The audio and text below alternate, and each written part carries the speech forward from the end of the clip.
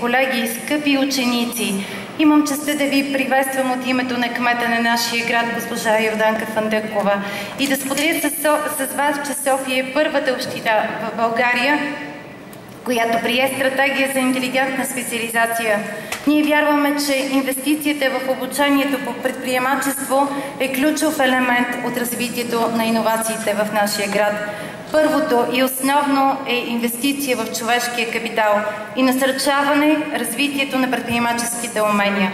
В това направление конкретни инициативи са свързани с осигуряване на стипендии за студенти в техническите специалности, засилване на партньорството с университети и предоставяне на конкретни казуси от страна на Столична община, по които студентите да работят и предлагат идеи. Столичната община е основател и подкрепя Академията за културен мениджмънт в културата. Тази година ние работим с партньорство с Гьоте институт и цялата мрежа на ЮНИК. Това са представителите на чуждестранните културни институти в нашия град. За Столична община е чест да поздрави екипа на Junior Achievement, всички училищни и студентски екипи, преподаватели, студенти, учители, ученици, училищни настоятелства, представители на бизнеса, за системната работа и постигане на устойчиви резултати в проектите на младите хора. За мен е чест да връча наградата на 108 училище Никола Беловеждов и моля да имам честта да направя това от името на нашия кмет.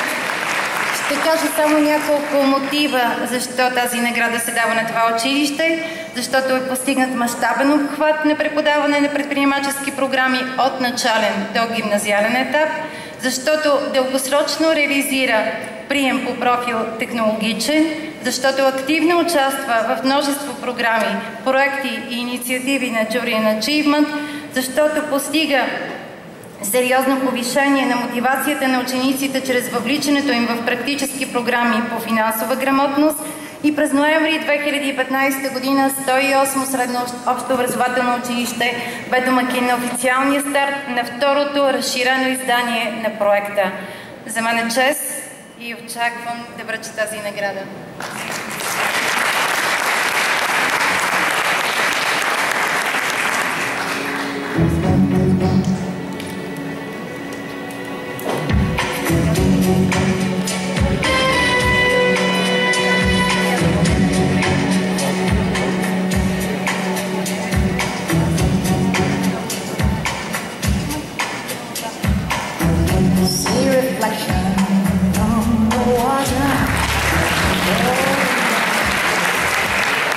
За мен е чест, че получаваме тази престижна награда за най-доброто работещо Софийско училище по предприемачески програми. Искам да се обърна към госпожа Стойчева, изпълнителен директор на Junior Achievement за България, и да й благодаря на нея и на целия екип за това, че ежегодно организират различни инициативи, в които могат да се включват нашите ученици, тези, които се обучават в профил технологичен, предприемачество и бизнес. Благодаря от името на целия педагогически колектив за оказаното доверие и благодаря, че те оцениха труда и усилията на моите колеги и на нашите ученици. Още веднъж благодаря.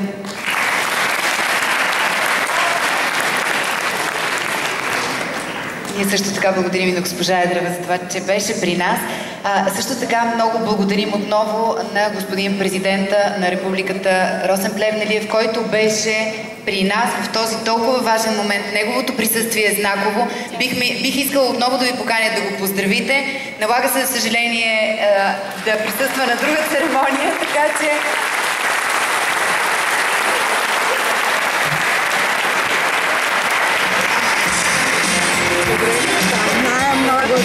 Много благодарим и сега продължаваме напред с наградите, нали така, Бог?